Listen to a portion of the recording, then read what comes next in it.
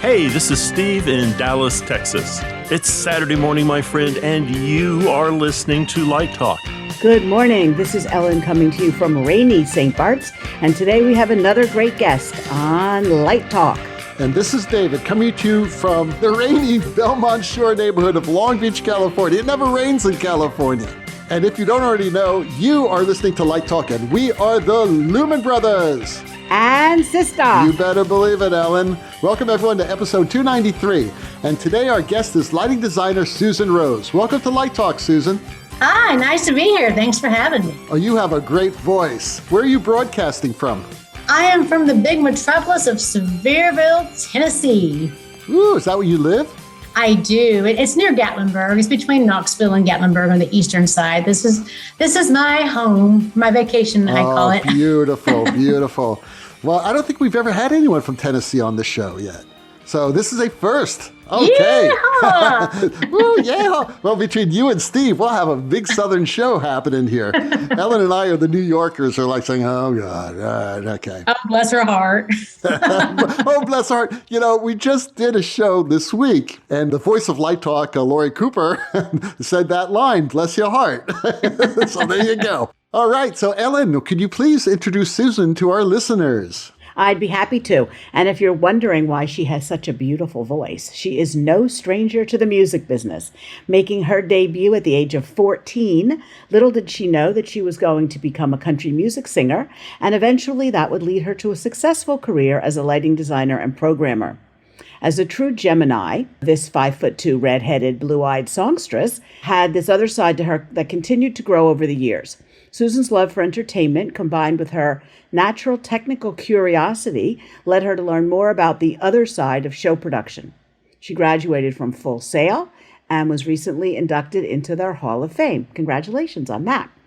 Where she learned the technical side of the business. This education opened doors to an alternative career path that has led to lighting designer, director, and programmer, touring with such major artists as Ringo Starr and his all-star band for 18 years so far. Louise Mandrell, John Barry, Hank Williams Jr., and many others, as well as working on numerous television shows, ships, theaters, and concerts. She's made a mark in a male industry, making her name very well known in the lighting field.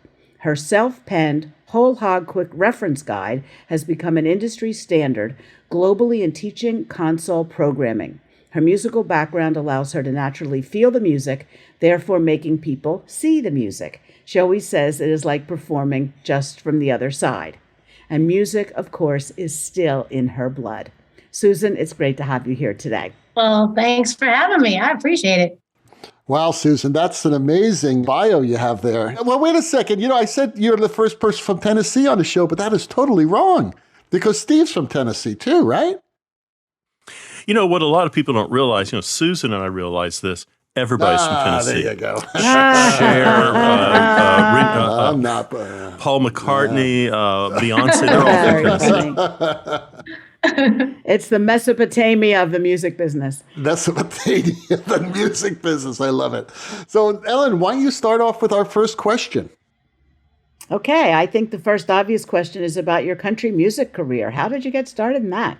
Oh, Lord have mercy. Well, like that, my bio said, when I was 14, I got on stage for the first time, and I was really shy back then, believe it or not. And the Gemini side of me, the other twin, got on stage, and all of a sudden, people liked me, and I had this whole different persona, and I just started singing, and all of a sudden, I started being in bands, and my mom was taking me to all these different places. I was in Orlando at the time. That's where I'm originally from. And I became, back then, 14, 15 years old, I was kind of like a little prodigy, because nobody wanted to deal with kids back then. But I was a kid that looked and sounded older than I was. Now that's all they want. But back then it was kind of a novelty. So I got a lot of gigs and had a couple of little record contracts and had a Cashbox Top 100, hit. Not a hit, but it was on the top 100 for a while. And I really was, set out to be a country music star. That's what I wanted to do. And in 94, I moved to Nashville to be a country star because that's what you did. You went to Nashville. I was going to be the next Reba McEntire, and I got a job. I got a job at Opryland, which was no longer there, but it was a theme park there at the time. And I got a job. My day gig was running Spotlight for Alabama. And it was the concert series at the Geo Theater. And the Whole Hog had just come out. The Whole Hog 1. Now, I didn't know anything about anything, right? So to me, this thing was kind of cool, you know? And the LDs saw this little spark in my eyes of just I was curious about this console. So I just started playing on it. Every day I'd learn something new and play on it. And I had nothing really to compare it to. So it wasn't like it was some weird transition for me, you know, coming from another console to this one, because I didn't know. But it was cool. It was fun. And I thought, wow, this is really neat. So during the day in between shows, when everybody else was, you know, riding rides or reading a book or taking a nap, I'd be playing on the console, like, oh, how do you do this? What's this mean? You know, back then, you know, the effects engine was called the stack synthesizer, and it was all these weird terms. But to me, I didn't know. So at the end of the concert series that year, you know, the park had purchased this console, and, you know, the concert series was over. So they're like, who knows how to run this console? You know, I'm like 24 years old. I was just a baby, you know. And they're like, hey, Susan, you've been kind of running it. Why don't you want to do something here this fall? Want to do our Halloween show and our Christmas stuff? I'm like, oh, okay, sure. That sounds fun. So I started doing lighting. And then the next summer, they asked me to host the concert series. So the acts that didn't have LDs, I'd run the lights for. And the acts that did have LDs, I would set the console up for them, because at the time, it was so foreign to everybody. Nobody knew this whole hog thing, you know? So I said, sure. So, of course, I was still going to be a country star, though. Lighting wasn't even in my head. So some of the LDs came through and they're like, Susan, you're really good at this. You're really good at programming. And I'm like, huh? Oh. And of course, back then, there weren't that many females doing this. I never really thought twice about touring or anything. So I started doing some little gigs around town, these nightclubs, you know, just programming. Well, here's an LCD controller and an emulator. Okay, I'll figure it out. I just had a knack for figuring out, you know, programming in different consoles. So then one of my dear LD friends, who's still a dear friend to this day, he was like, hey, Susan, I've been telling people about you, and Louise Mandrell's looking for an LD. Now, this is 1995. And she was one of the Mandrell sisters, Barbara Mandrell, Mandrell sister. She was a dark-haired one. And I was like, I don't know what? An LD on a tour? Ugh, what? Just go talk to him. Okay, I'll go. So they happened to be doing something in Nashville. So I went over to this ballroom where they were doing a show, and I walk in and talk to the music director. And I was just like, my friend sent me to talk to you. He told you about me. I do lights at Opryland. I don't have a lot of experience. I do lights at Opryland. You know, he's like, well, we need somebody. Want to give it a try? Okay, sure. All right, I'll try. And I went out with her for a year touring, and it was great because I learned so much. I mean, I had no idea how to draw a plot, how to focus a rig. I was like, what? I learned real quick. And of course, every day was a different rig. Every day was a different console. Even little, you sank my battleship peg. You know, I was like, well, how do I create a scene? Oh, we put these in. Okay. You know, so I mean, I was learning something every day. And all of a sudden I started drawing my own plots and focusing and getting really creative on, oh, this is actually kind of fun. You know, so I was really enjoying it. And as the year went on, I was still trying to be a singer. And I had auditioned for Lee Greenwood because he was putting in a show here right outside of Pigeon Forge. And I got hired. So the last thing I did with Louise at that time, I did the 6-week stint in Myrtle Beach at the theater that's no longer there either anymore. But that was my first big production show. And I loved it. But then I got hired with Lee to go be a singer again. So I decided, well, I'm going to go back to being a singer for a while, but I still had this curiosity of lighting. I was really loving it. I'm like, I'm kind of liking this, you know? So I stayed with Lee during the interim of staying with Lee for a couple of years. I was still dabbling on the whole hog. And at this time, the 2 had come out, and these lighting companies were, you know, actually paying me to go over like to Nashville and stuff to train people on the hog. So I was kind of going back and forth, still doing that. Then in 99, Louise decided she was going to open a theater here. And she had opened it for a year. And the gentleman that replaced me it just didn't work out. So they bring me out to do a show, a one-off with her. And they're like, would you be interested in coming back to Pigeon Forge again to Louisa's Theater? And I had just moved. I was like, oh my God, I just moved. And I said, sure. So I ended up coming back I was going to do it for 1 year. Well, 23 years later, I'm still here, but I was going to do it for a year. And I went to work for her there. And that's when my freelance stuff really started, because I was literally going to all these places training people on the Hog too. I was literally sitting in my basement in my house one day thinking there's got to be an easier way to teach this console. So I literally sat for a couple of days in my basement and I took the manual that was written, over in England that made zero sense to anybody. And I decided to put it in layman's terms. Here's the whole Hog 2 quick reference guide. And it was basically, here's how you turn it on. Here's how you patch a fixture. Here's how you make a look. There you go. But it was like so self-explanatory that it really made things easy. And this is, before the days of Facebook and YouTube and TikTok, but for that period of time in the early 2000s, it went viral, if whatever you want to call it. And all of a sudden, all these lighting companies are putting it on their website. High End was putting it on there. Flying Pig was putting it on there. It got translated into multiple languages, and I was just like, and I'd get calls from people, Susan, we're sitting in this cruise ship booth or this church booth or college, whatever. Look, we're looking at you. I'm like, oh my gosh, So it really helped people a lot back then because, nowadays, everyone knows how to program, but back then it was such a new thing that it literally helped people, be able to get a console put in front of them and be able to pull off a show that night.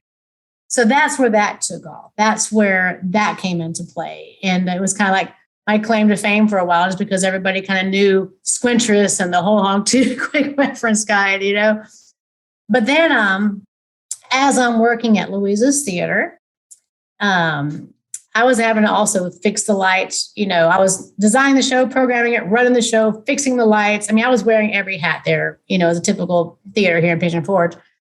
Well, they sent in another gentleman who's now still a dear friend of mine to teach me how to fix these clay packy stage cans, because they were always blowing up.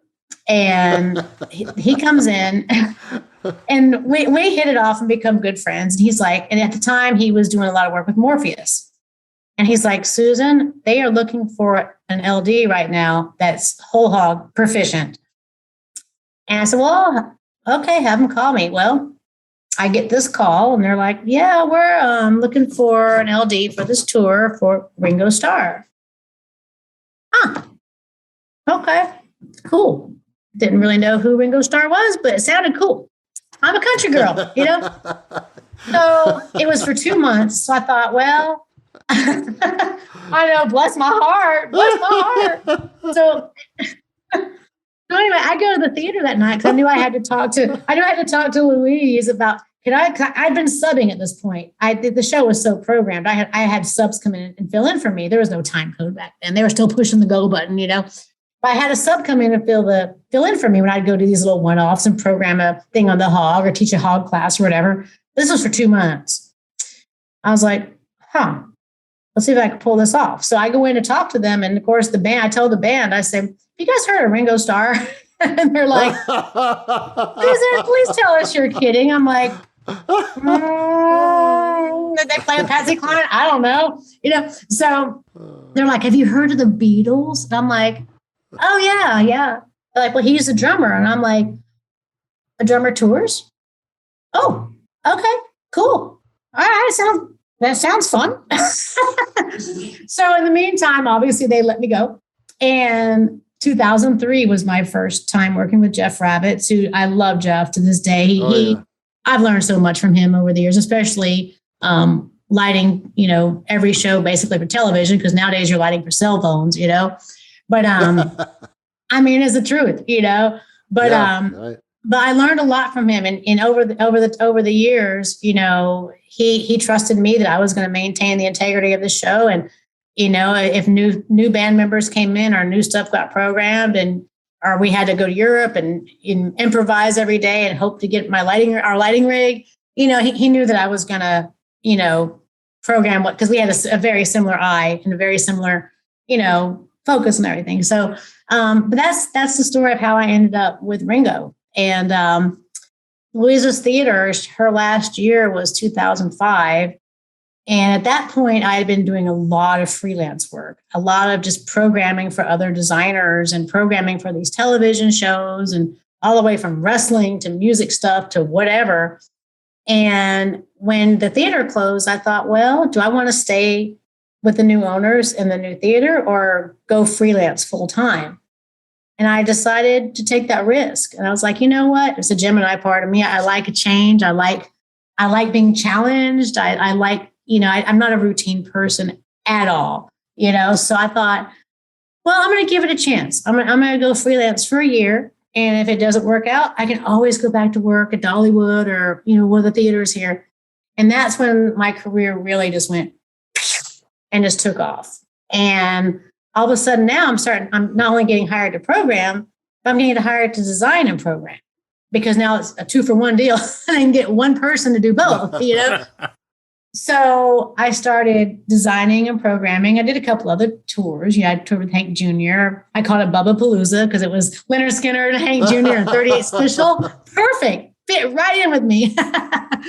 But I really just started doing a lot of, theme parks and cruise ships and just a little bit of everything. I was always off doing, and I was forced to learn new consoles because I had to kind of keep up, because the ships had the Martin Maxis and M1s for a long time. And then they decided to switch over to ETC GEOs. So then I had to go to ETC and get a crash course. And I flew straight from Orlando from ETC straight to the ship. So at least it was fresh in my head. But, so I kept myself up to speed and on the Grand MA. And I loved all the MA for all my TV stuff because it was half punting, programming and punting. It was great. So, I really got pretty versed on quite a few consoles, even though the Hog was still my security blanket. To this day, it's still my security blanket. I know I can, pull it out of my blank, at a given moment if I have to do something quickly. So I'm actually faster on the Hog than anything, but I can take my way through several others as well. But this past year, I got hired for Melissa Etheridge because their LD, David, amazing LD, but he, like a lot of people in our industry, decided to retire.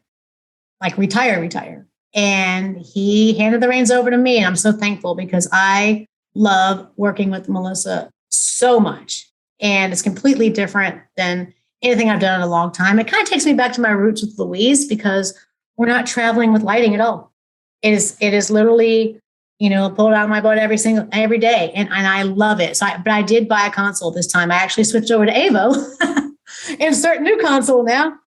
I switched over to Avo and I absolutely am loving it, especially for this particular tour, because like I said, the rig is different every single day, but at least my show, even though it's punting every day, it's not programmed, but for the most part, it's still the same consistency every day because all my buttons are in the same place. My faders are in the same place. I know where everything is now, so I can kind of do a little bit more, manipulate every single rig, whether it's a 3-color par rig to a big LED rig, whatever it is, I will do something.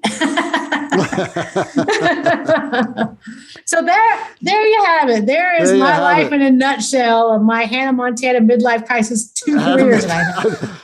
I just want to jump in for a second because, it sounded like you were describing at the very beginning my life, because I started out performing in music when I was 15. Oh, did you? So you actually beat me by a year. And I'm sure that the places you gigged at 14 were not as sleazy as the places I gigged at 15. Oh, I had some chicken wire places for sure. Oh my God. I mean, first of all, we were underage, right? Yep. And you couldn't leave the stage, or you had to go to, a special room. So you couldn't go into the club because there was alcohol being served, right? Uh-huh. So that you actually learn about life really quickly. That's really fantastic. Yeah, that is so true, because I look back on it, and I even had a long talk with my mom years ago about this when she was still alive, because she's like, I don't know if I should have taken you in all those bars at so young. I said, no, actually for me, it did me good. I said, because I saw how I didn't want to be. Right. I never want to be that girl and that drunk trashed person, if I'm going to make a fool of myself, I'm going to be fully aware of it. And I want to remember it, but I learned how I didn't want to be. And it made me grow up quick, but it was funny because my mom, until I was 18, she had to go with me because I played a lot of country, chicken wire bars, and, but she had to go with me. Then when I turned 18, she didn't have to go with me, but she still did a lot. But, but I just couldn't, obviously couldn't drink. I didn't drink anyway. I was a weird kid. I was not a typical teenager at all. I was I kind of think I'm an old soul sometimes. I was very beyond my years. I had nothing in common with people in high school. I had 2 friends in high school. I was this nerdy, shy kid in school. At nighttime, the hair and makeup went on, and here I am. But with that being said, since I looked older, my mom had to intervene a lot when she'd see some dude hitting on me and go, she's 15. What? And the bartenders would kind of tell, hey, watch it. This guy's like eyeing Susan right now, So she'd come and go, no, she's 15. Now, Susan, was this in Orlando? Yeah, this was in Orlando. I grew up in South Florida, and I know Orlando well because I worked for Disney at a certain time in my life. I think we all did. You live in Florida, you work for Disney. So I do have a follow-up question, though, a serious one here. You talk a lot about music and light, and I really do honestly feel that people with a strong sense of music do very well as lighting designers. What is it that connects you? I mean, have you really thought about that, or is it sort of like a free-form expression, like you're a jazz artist, but a jazz artist in light? I don't know. I feel like I said, my bio, I make people see the music. I've always felt like doing lighting is like playing an instrument to me, is creating like music. I'm creating, I feel the mood, I feel the emotion, and I just feel the colors. I mean, it's kind of interesting how even when I'm doing production shows with full of dancers and a whole cast, it's really interesting how I'll feel certain colors that I'll get with the costume designers, and we all kind of have a very similar color palette.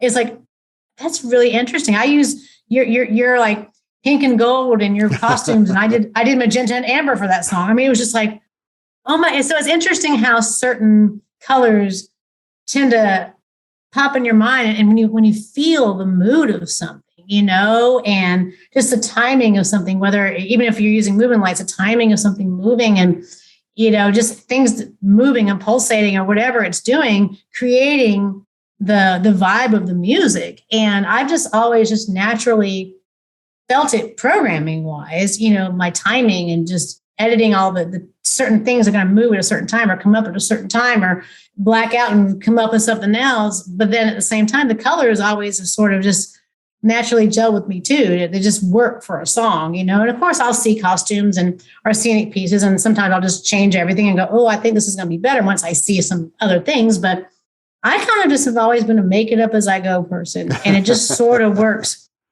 even with the effects stuff and this building effects. And a lot of times I'm building stuff and I do something by accident and go, oh, that's cool. Record.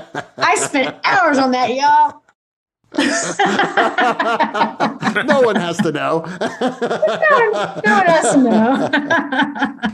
But with that being said, there are shows that have been very specific. Like I did the spectacle dancing lights for 5 years. And back when the Christmas lights were first becoming popular, the Miller Lite guy did the whole thing. And all of a sudden, now everybody does it. I'm doing it in my house right now. But back then it was so new. And that was the most creative, challenging programming thing I've ever done, because we had, I don't know if you remember it or not, at the studios there. It's long gone now, but back in where the New York Street was and all the backlot stuff for the movies were. I lived in New York Street. I was there during that time, during the MGM, the whole MGM thing. Yeah. Yeah. So from 2006, 2010, I was hired to come in and program it. And it was definitely made me think of programming a lot differently.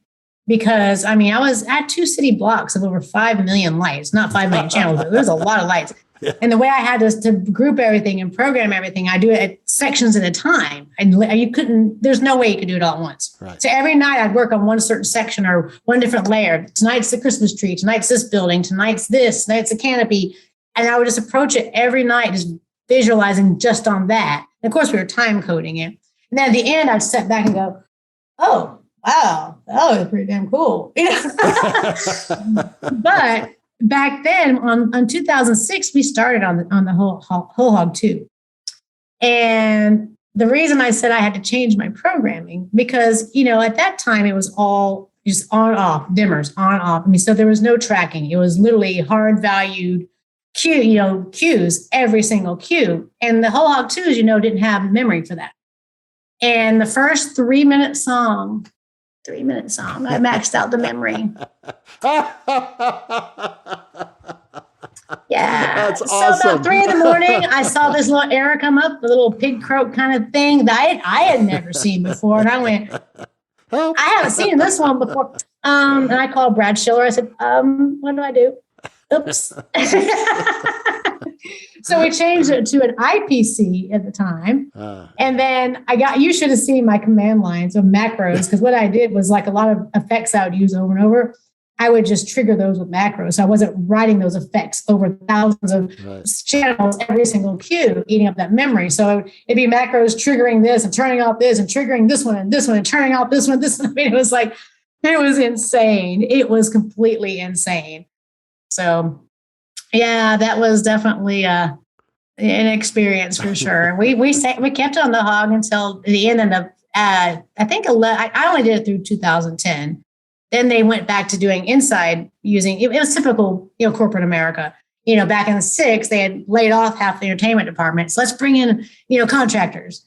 Then by 10 got here, well, why are we bringing in outside people when we have people here to do it?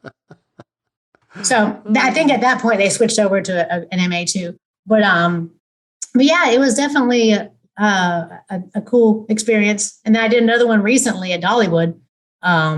That was definitely a challenging one. They built this new part of the theme park, and basically they have this tree, kind of like the Tree of Life, but not at Disney. But it's called Wildwood Grove, and it's the tree in this new area. And it was all about the lighting telling the story. There was not a single video projection on it. We had all these LED butterflies in it that somebody else programmed that with all the media server stuff going through the butterflies. But everything else on the tree was all lighting with custom gobos and 4 different sets of I mean, it was insane. Just having to decide where each slot the gobos were going. So if I wanted to use this gobo and this one too, they had to be on 2 different wheels. I mean, that in itself was a project, just moving gobos around on the wheels and figure out what needs to go where for each. We had 4 different shows we did. And they sent me an MA2 and the visualizer here to my house before the tree was even built. And I sat here for 2 weeks straight. I'll never do that again. Yeah, let's just say I didn't get much out of my chair. I'm like, yeah, I'm not gonna do this again. But I sat there for 2 weeks straight, kind of, roughing it all in and time coding everything here. And then once the tree was actually built, we would go on site, of course, at night when the park was closed and, tweak it out and finish everything. And it was hard. I'm not gonna lie, it was hard. It was definitely very, very challenging. But in the end, it turned out cool. And it was like, oh, wow, we did it, But boy, I think my red hair was gray by the end of that. So. Well, we could go on and on about working with Disney. For and Disney. I did work at Disney. I did work at Disney as a tech when I first got a Full Sail. But then you were a designer programmer, right? They hired you. Back in later in life. But you were freelance then. You weren't on staff, right? Mm-hmm. Yeah. Right. Okay. Now in 1989, I was on staff. I was a tech at Epcot. And I learned how to push. That's when I was there. Yeah, I was. I did everything. Crazy. Were you at Epcot? Were you at Epcot too? I was working with Creative Entertainment with John Haupt and a bunch of those people. Yes, I know John Haupt. Oh yeah, John Haupt was my first lighting teacher ever. And oh my God, I love him. I have some stories, I love, of course, Johnny's a dear man. Actually, ironic, looking back on it, I learned so much there because I had just graduated from Full Sail, and that was my day job because at nighttime, 6 nights a week, I was singing in a band somewhere in Orlando or Daytona or insert wherever here. I don't know how I did it because I didn't sleep, and I guess that's been my whole career. I just haven't slept. But it got me ready. Got me ready for that. That's funny. That is awesome. Susan, what made you decide to go to Full Sail? Well, back then I was a singer. And, lighting wasn't even in existence back then. It wasn't like it is now. And I went because I wanted to learn the technical aspect behind sound, because I was always dragging my own PAs around with me. I had my little 4-track Tascam recorder at my house. It was cool. I could record my own little demos, But I wanted to learn how it works so I could better talk to engineers in the studio when I was recording and understand how it all worked. I was just more curious how it all worked. And while I was there, I learned MIDI programming. And I still have my keyboards to this day that I bought back in 1988. But I learned, some programming for back then. I learned how to do MIDI stuff. And the synclavier was huge back then. And I loved it. I was fascinated with it. Synclavier is basically what, GarageBand is now. But these big mainframe computers, But I was just fascinated with it. So that really triggered a programming. My dad built missiles for a living, for Pete's sake. So I have this very technical mind in my crazy brain. I have a creative side and I have a very technical side. And he literally was with the Pershing missiles in the Army. So, I've always been very technically minded, just taking things apart and fixing it and having parts left over and going, well, it works. Throw it out. Let's just throw that stuff out. Look at this part, really? Oh. But I just wanted to understand how it worked. And it actually has helped me in life now. Literally basic things like signal flow. That applies to anything, whether it's sound or DMX, trying to, chase down a problem because you have a bad DMX port or a bad DMX cable somewhere. Let's start here and figure out where the break is, where the problem is. I did learn a lot that does apply to what I do now. It had nothing to do with lighting back then, but it has really opened my mind up to programming per se. And like I said, signal flow and how electricity works. And even though I don't want to ever have to tie in electricity to this day, red goes in green, right? For Christmas? I don't know. No, red and green are opposite. Red never goes in the green. I know, Merry Christmas. No, but seriously, it was just more of, at the time, it was just because I wanted to understand how it all worked. And like I said, I own my own PA system and, I had my own little home studio, like I said, my little Tascam recorder. Then when I got my Ensoniq SQ80 and my Rode S50 that I still own, and I had a little Lisa's drum machine. Right. And I would just stay up all night long programming, just like I do now. But back then I was writing so many songs. I play the drums, I play the bass line, then I play it, and all of my little sequencer. I'm like, well, it's like I have my own band, man. I had my little 4-track recorder. I bounced my little tracks around, and I was just figuring all this out as a teenager. It sounded like crap, but hey, I got the ideas down at least. We were talking earlier a little bit about the road and touring and things like that. What has the road taught you? As a lighting designer, you look back over everything you've done. What have you learned? What's some ideas? What's some things you want to say to people who are 18 who think they're going to be a tour lighting designer? Well, Don't do it. Don't Now, do it. for those of you who are at home and can't see this, she's waving her hands around. She's programming imaginary consoles. She's pulling her hair at times. This is a person you want to keep away from the coffee. Right. If you don't want to see, if you're okay staying up late and having long days, I always tell people. If I had my life to do all over again, I wouldn't change a thing. I've loved my career. I'm ready to start slowing down now. I am considering myself semi-retired now because sleep has become more valuable as you get older.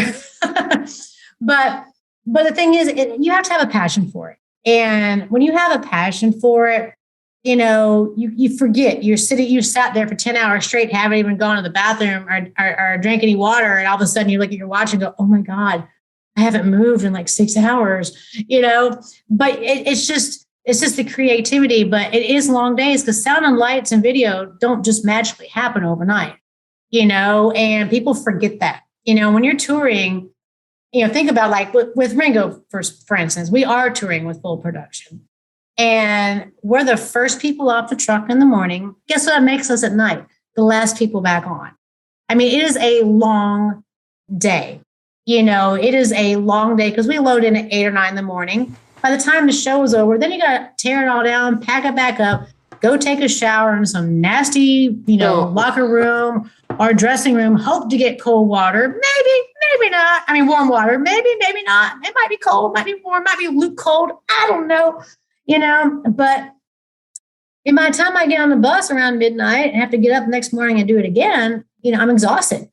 And it's a lot of hard work. However, I always say I refuse to see the world through my hotel room. And if I have a free day off or a free afternoon because we've been traveling half the day, or just a free couple hours, I'm the first person to get on some hop on, hop off bus and go play tourist, and just get a speed tour of the city or go walk around and try local foods or local culture, depending on what country we're in. I really want to experience local foods, local culture.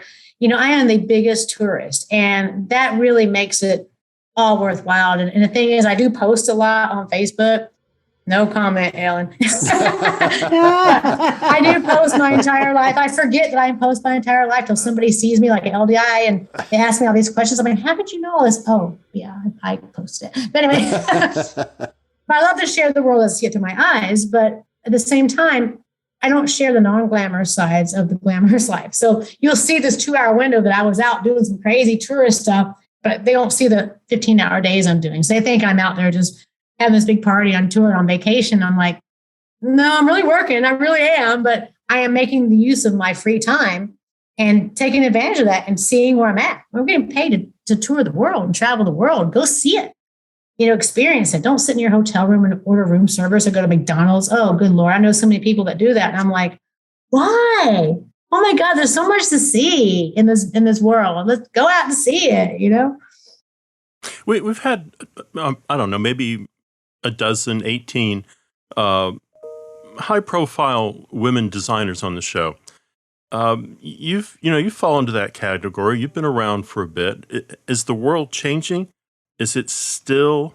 Do you still have to prove yourself when you're on tour? Does the crew treat you with the respect that they should? For the most part. But yeah, unfortunately, we are still a minority. And there are a lot more females now, which is great. I'm seeing more and more females and female techs and female LDs. And I love seeing that. So there's a lot more. It is definitely more accepted now, especially in the younger generation. Every now and then you'll run into some people that you could tell kind of, are like, I just kind of keep my mouth shut and go, here's what I'm doing. And by the end of the day, they realize, oh, she actually knows what she's doing. Okay. But I don't try to overprove myself anymore. It's like, look, I'm here to do my job.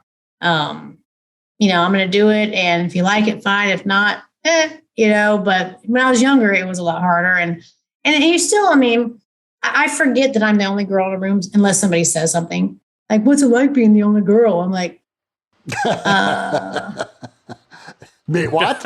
I'm the only girl here? I am?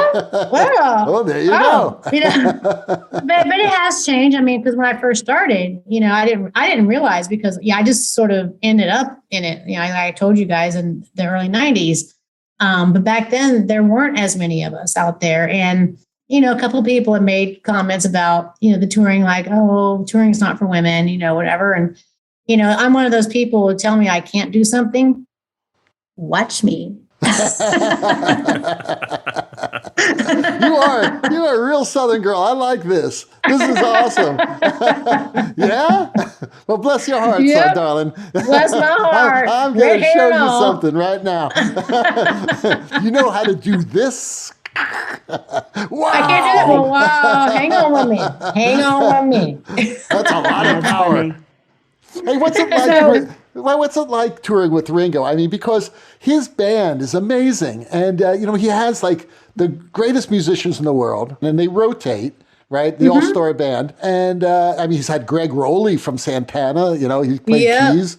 One of my favorite keyboard players, certainly a huge influence on my life.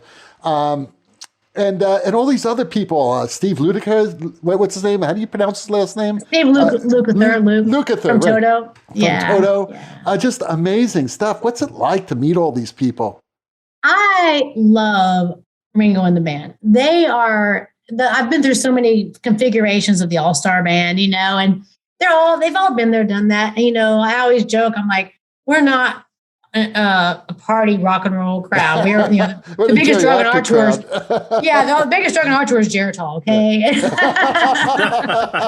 including me at this point.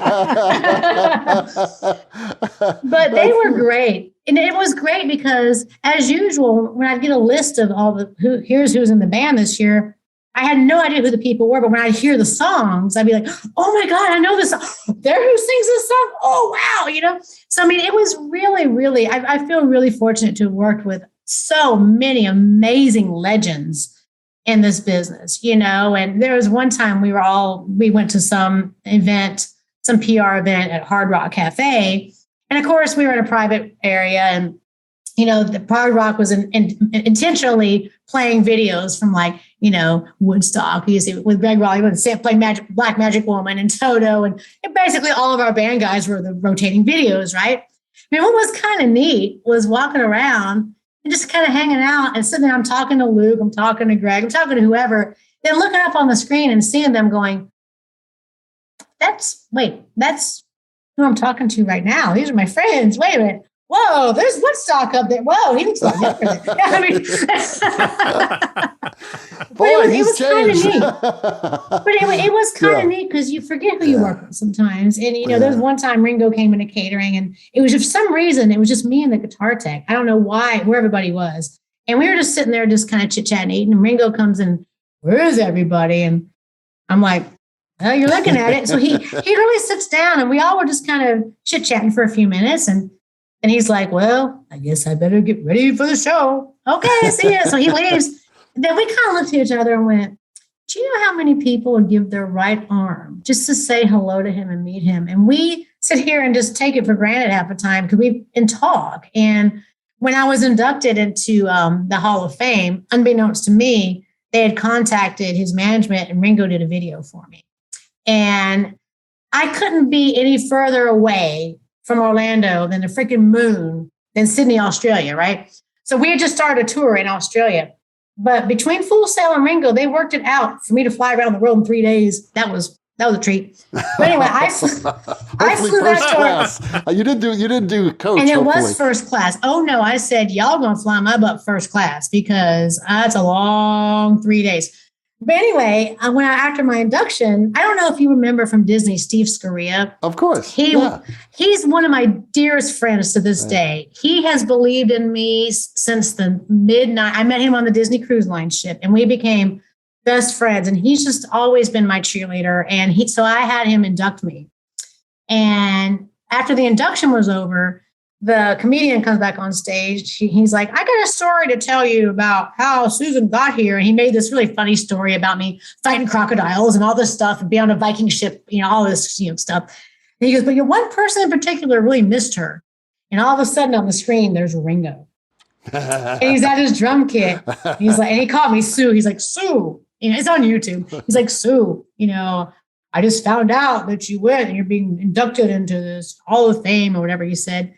And he's like, you're in my Hall of Fame and in my heart. And then all of a sudden, he has a flashlight and the lights go out in the room. He was like in a bedroom with the drummers, drums. And the light switch goes out and he turns the flashlight on, kind of like Blair Witch Project. And he's like, Sue, we need you. Something's wrong with the lighting. We need you. And the whole audience is just losing it. And I'm just like, oh my God, a Beatle did a tribute to me. So this is his sense of humor. He's so funny. He really is a funny guy. I fly back to Australia after this is over. Yeah.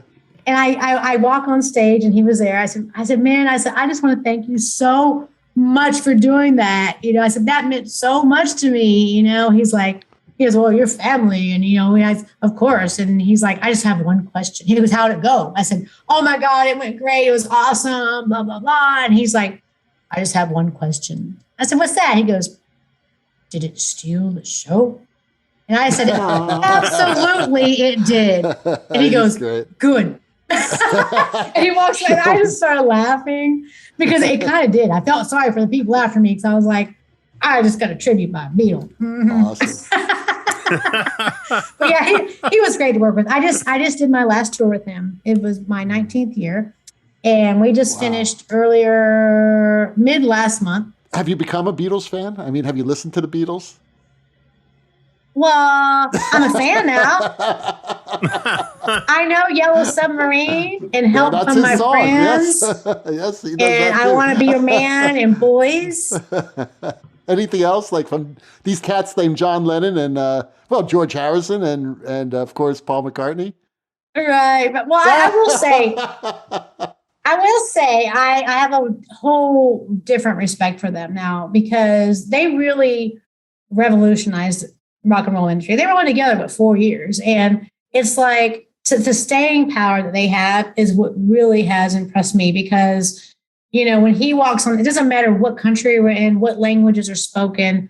When he walks on that stage, when you see kids, which I appreciate the parents introducing them to older music, you see kids up to older people just bah! And the energy is amazing. And it's just like, wow. And the one story I like to tell, you have those aha moments in your career sometimes because we get jaded. I don't know about you guys, but we all get jaded after a while, because we're around so many celebrities. But one year when he turned 70, back in 2010, we were at Radio City Music Hall in New York, and they had arranged, and this is a very expensive day, as you know, they had arranged for a separate sound check with Paul McCartney to surprise Ringo. And at that point, you didn't really see any of the two of them together at all anymore. So we had a whole separate sound check. Ringo had no idea that Paul was going to be there. And let me tell you something. I will never forget this moment the rest of my life. So at the end of the show, I just put a blue wash on stage, but I didn't bring the house lights up. And they told me backstage, because Barbara, his wife, was kind of distracting him. And he was like, why isn't Sue bringing the house lights up? And all of a sudden in the audience, you're seeing people go back on stage. And it was our band at the time. And then, of course, a couple other, like Joe Walsh. And I knew everybody was going to be there that night. See, all these random people were coming on stage, but you couldn't see who they were. And there's one guy in the middle in the silhouette. And the minute they kicked in and I brought those lights up, that same second, the energy is what you see on TV in Beatle Mania. It was, bah! And I'm like, bah! And they went and said, play It's Your Birthday. And all of a sudden you see Ringo running on stage and jumps on the drum kit and the audience is just screaming. And I'm literally running lights and I'm on my case trying to take pictures like, oh my God, it's so cool. But the energy, I mean, you could feel it. I mean, I get goosebumps talking about it this day. You could feel that energy. It was so amazing. And I think that was really an aha moment for me of who has this kind of staying power anymore, especially the younger. I mean, I'm sure there will be like who in 50 years from now is going to have that. And they walk on stage and the audience is like, bah! So it was kind of one of those cool moments, that I was just like, this is cool. This is pretty cool. This is freaking cool. Yeah. It's hard to beat that. That's pretty amazing. Yeah. So it's been a great career. Like I said, I'm not afraid to say this publicly because I put it on Facebook, but I am definitely slowing down. I think the pandemic really opened up a lot for a lot of us, and I love my career. I wouldn't change it for a thing, but I don't want to go back to what I was doing prior to 2020. I'm ready to slow down and experience life outside of work some, so I'm balancing it. It forced me to stop, obviously, for 2 years. And now I'm kind of I'm blessed to be in a position I can pick and choose what I want to do now. So I'm just literally, next year, I'm just going to do Melissa, Etheridge, and my theater here in Pigeon Forge, and a couple little one-offs that I personally enjoy. But other than that, Mama done. I'm going to go hiking, kayaking, hang out with my doggy, eat chicken wings, sit in my hot tub, my toes up. I think we can all relate to that. You love chicken wings and hot dogs. Not hot dogs, dogs. Oh, I'm sorry. Right, dogs. I'm sorry. You love chicken wings and dogs. So how many dogs do you have? What type of dogs are they? I have one. For my entire adult life, I've been the crazy cat lady, right? Touring. Mm-hmm. But then Smokey came into my life right before the pandemic. It definitely was a who rescued who. He's a boxer. It's a good story. It's not sad. I saw him get hit by a car. And I jumped out of my car and stopped 4 lanes of traffic. Something drew me to him, and I ran over to him and said, "You're going to be okay, baby." I'm I'm going to take care of you. You're going to be fine. I'm going to find you a home. And I did. I'm a proud foster fail, and I found him a home. Good for you. But he has been the best thing that's ever happened to me. He is my buddy. And that's what Ellen was, when we were talking about Facebook, my Facebook should be the Smokey's page, because he pretty much is. when I had COVID earlier this year, and I was home, and a bunch of the Melissa fans they were so awesome. I mean, they've actually become, I've made a lot of friends on that tour. They were sending me all these care packages, and every single care package had a toy, treat, something for him. So now to this day, every time I get an Amazon box, he thinks it's for him. I'm like, I'm the one that's sick, dude. Wait a minute. Look, you got a new toy. But no, he has become my whole world. And if I could take him with me, I could. But now I've been very, very fortunate to have great babysitters and great friends that have helped me, because I something told me in the back of my mind when I got him, you're going to be touring again someday. And I was like, it's okay. I feel like people will get put into my life that are going to help me, and they have. And I do video chat every day.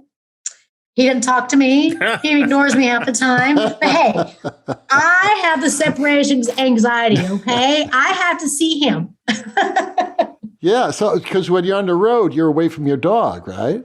I know, that's the hardest part for me. And he's getting older now. He's having a little surgery on Wednesday. I'm going to be a hot mess Wednesday. I'm going to be a crying mama. He's my kid. So that's another reason I want to be home more now, because he's getting older. I was thankful during the pandemic, in those 2 years, I lost 2 of my cats that were almost 17. And I was thankful that I was home with them and not on the road. And it's the same with Smokey. As he gets older, I want to be home with him more, Right. So I'm learning how to have a life outside of work. And it's kind of cool. I'd rather work less and make less money and be happy, and be not stressed. And I don't know. I have a whole different perspective. I just turned 52 this year, and I'm just like, I've loved this career. I love go, but now I don't want to go anymore. Right. I want to start, enjoying life, enjoying the beautiful area that I live in, and just breathing and sleeping. Did I mention sleeping? Hey, I have one word: Ambien. Right. That's it. Ellen, you want to jump in there with the LDI and what we're going to get? Well, yeah. Susan's going to do like a little sort of TED-style talk at LDI this year, and she's going to tell us what she's going to talk about. I don't know. You better figure it out. Don't tell me that now. We do a show at LDI. You should come to our show on Saturday. We have no idea what we're doing. I never have any of that on. You just go out there and you do it, right? It's jazz. No, I think I'm going to talk more about touring without production, because, I feel like we have all these cool, awesome tours, have multi-million-dollar budgets and 1 million lights and video and LED walls and bling bling and stuff blowing up and this and that. And I ain't got nothing, but I make the best out of what I have to work with. And I've gotten really, really creative, and it's really pretty, and I'm really liking, because even when I first started touring with her, it was coming right out of COVID. So I wasn't allowed to use haze. I was in haze timeout for a while.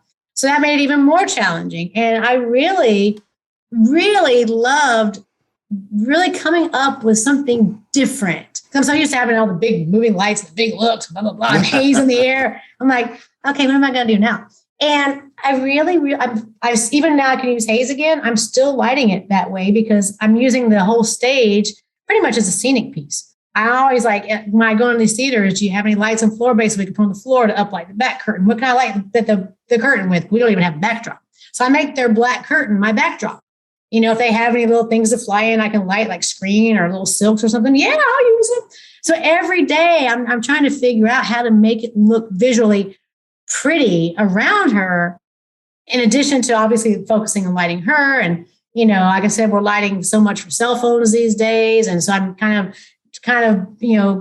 going to, not running everything at full and putting CTO and all the spotlights. And so I'm kind of lighting for TV, but at the same time, lighting for the audience, make it look pretty. And, so it's been really a good challenge, because some days, some of these older theaters will still have park ends and Fresnels, and I got 4 colors. Oh, okay.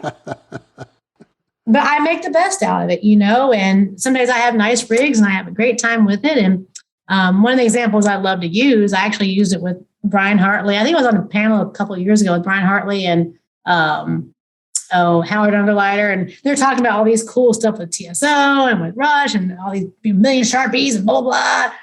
And I'm like, well, I have the Party City budget.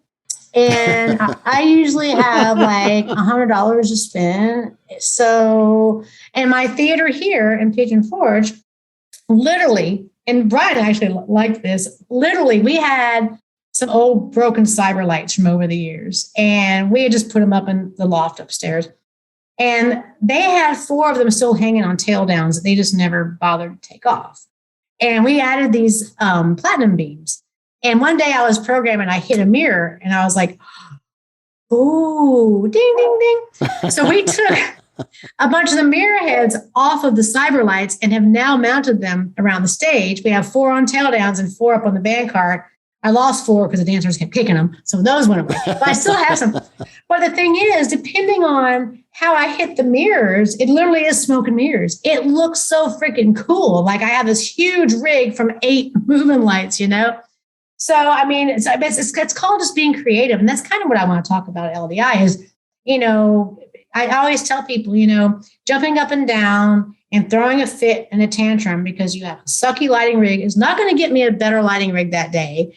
It's not going to miraculously just appear. You have to figure out how to make the best out of what you have to work with. So I learned that back in my Louise Mandrell days, back in the 90s, and I apply that now to Melissa's stuff. And there are some days I do walk in and our monitor guy, Ozzy, I love our crew. We work with them. And they see my face and I just go, it's going to be a PIOMA kind of day, guys. And they all just start laughing because I came up with my own word. I'm going to get a shirt made. PIOMA. Pull it out of my blink, blink, blink, apple. That's what the title of this episode's going to be. PIOMA. PIOMA. PIOMA. You can say PIOMA. That's my new word, man. You need to trademark that. You need to talk to Stan, who's not here, about trademark and get that trademarked. I told the crew we're going to get shirts made called PIOMA because I feel like we're doing it every day. That's funny. But the thing is, I feel like it needs to be addressed because I feel like all the big shows always get featured. We got this big rig and 20 trucks and blah, blah, blah. And I'm like, we got 2 trailers behind the bus. And I have a Pelican case of my console. That's it. And the only Sharpie I can afford is this one right here. So exactly, it is dry. I've got one of those too. There you go. Yeah. So I really do want to, because the majority of us are in that space where we have a no budget shows, whether it's a theater or whatever we're working. Some are high budget, some are no budgets, like the ones I work a lot. And there's nothing wrong with that. It's like, okay, well, what do you guys have to work with here? Let's just see what we got. Can we move this around? Can we change this? Can we do this here and here? And cool. All right. Can I put some stuff on the floor? Yeah, great. Oh, yeah, cool. So, I mean, it's just a matter of just making the best out of what you have to work with sometimes. That usually is your only option sometimes. And like I said, not everybody has a lot of money to spend. So I'm not going to complain about it. It may not be my favorite day and my favorite is, this is the best show I've ever done, but it's the best show I did that day. And I just really feel like that needs to be addressed a little bit because nobody ever talks about that. It's always about the big rigs, All right, so we're at that time of day again where we're winding down. But we have a lot. we have a lot of college age, students who listen to this show. What advice would you give them? How do you get? What have you learned that they need to know? Oh, don't be afraid to try different things because I feel like sometimes you think you want to do this, but you've opened your avenue up to try different things and you like this even better. Like, oh my God, I didn't even think about doing this, like for instance, like I wanted to be a singer, but I ended up doing lighting, but wow, it's really isn't so bad, and so many people will focus. I'm just going to do sound. I'm just going to be an LD and be a designer. But then they try maybe working in the scenic department or carpentry or working on costumes or working on video going, oh, I kind of like doing video. And, or I like fixing lights. I don't want to touch a console, but I love fixing stuff. There's something for everyone out there. And I always tell people, don't be afraid to try different things. You may think you want to do this, and that's great. And you may be great at that, but you also might be great at some other things too that you might love even more. You know, especially when you're young, try to do you're a sponge to absorb things and learn. Keep learning. I'm still learning to this day. You know, always keep learning and keeping up to speed on technology and what's coming out. And but don't be afraid to try something different outside of your box, because you never know where that might lead you. And you know, now is a perfect time to get in this industry, because a lot of us are leaving. Seasoned people are getting out and giving it to the young people now to do it. But you're going to work hard. You're not going to step right into being a front of house engineer or a lighting designer or a scenic designer.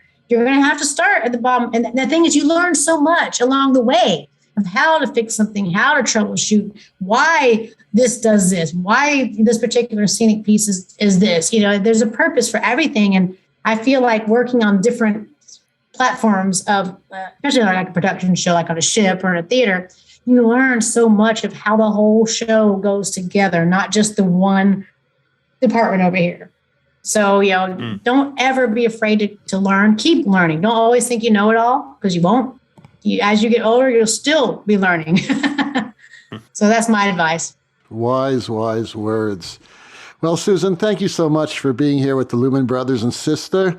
And thank you, Ellen, for arranging this amazing interview with Susan. It was great to talk to you. And what a beautiful spirit that we have here. And we hope to meet you at LDI. We'll see you at LDI. Absolutely. Yes. Hey, Ellen, remember that van party we're all going to? Oh, the van party. The van yes, party. Amy Deluxe is living in a van and is going to bring it and park it in the parking lot. Is she really?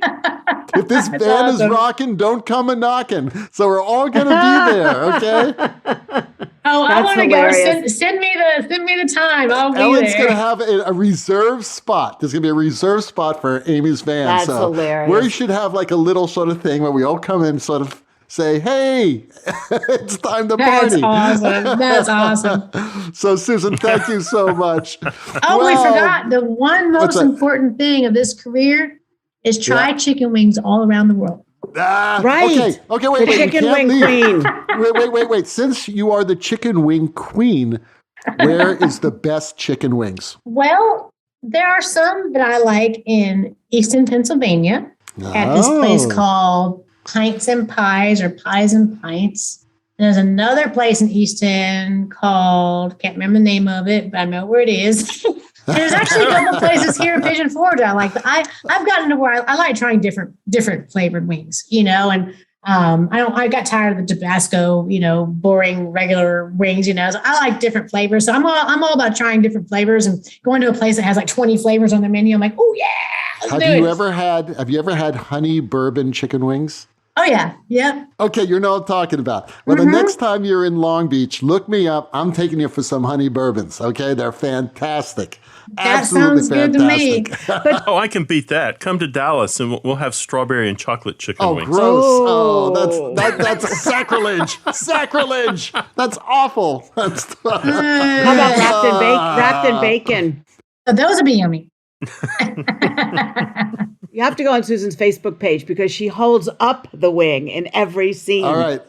So people think all I eat is chicken wings. And I do eat things other than chicken wings. I'm just busting my own self. But I post this picture of me going, you know, it's awesome. In every town. I kind of branded myself without realizing I was branding myself with chicken wings. Because now if I eat, you know, sushi, do they have buffalo flavored sushi? I'm like, yeah, that's chicken of the sea. I actually want to have my own TV show. I want to have a show called Wingin It. And I actually hashtag it. That's a great name. The thing is, like, obviously I have the gift again, but I do this little misadventures on the road, right? So I always get into some crazy scenario, and it's all funny and it's fun. But we need more humor in this world, and I kind of picture myself as being kind of like Josh Gates meets Anthony Bourdain, because I don't know if you ever watched Expedition Unknown or Destination Truth, but I love Josh because I'm like, he's so me.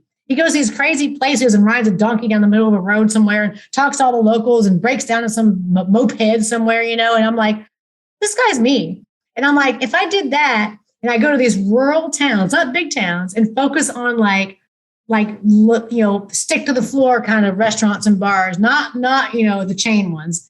And basically throughout the day, be experiencing this little podunk town somewhere and talking to the locals and doing what the locals do there, or whatever it is, and then, throwing a cow pie or something. I don't know. And then asking where are the best wings. And of course, he found it before he got there, and then asking him why their wings are the best and talking to the owner of these places and saying, well, what makes yours so special? Let me taste yours. And then, of course, do like a little thing. So I think it'd be a cute little show. That's very cute. Make sure it's on like Netflix or HBO, okay? Exactly. That's my next career, you guys. That's my next career. That's it. That's your next step in your life. Well, the rocking sounds of the Luminoids tells us that once again you've spent another morning listening to Light Talk. You can hear our show on just about every podcast site out there. Check out our website on lighttalk.org and be sure to follow us on Facebook and subscribe to our podcast. That way you will not miss a second of Light Talk insanity. No guarantee is offered regarding the accuracy of any statements or opinions made on this podcast. However, if you do decide to litigate, the Snoot Group, with the legal team of Sparks, Burnout, and Chase, will defend us until our retirement funds are depleted. Light Talk is written and produced by the Lumen Brothers and Sistah, coming to you from Long Beach, St. Barts, Sevierville, Tennessee, and the Republic of Texas. And be sure to join us next week when we talk about more lighting shenanigans and serve you more of our casserole of nonsense. Light Talk, broadcasting questionable Lumen knowledge and humor around the world. So thanks again to our special guest, Susan Rose, and we will see you all next Saturday morning. Bye-bye from Light Talk. Bye, y'all.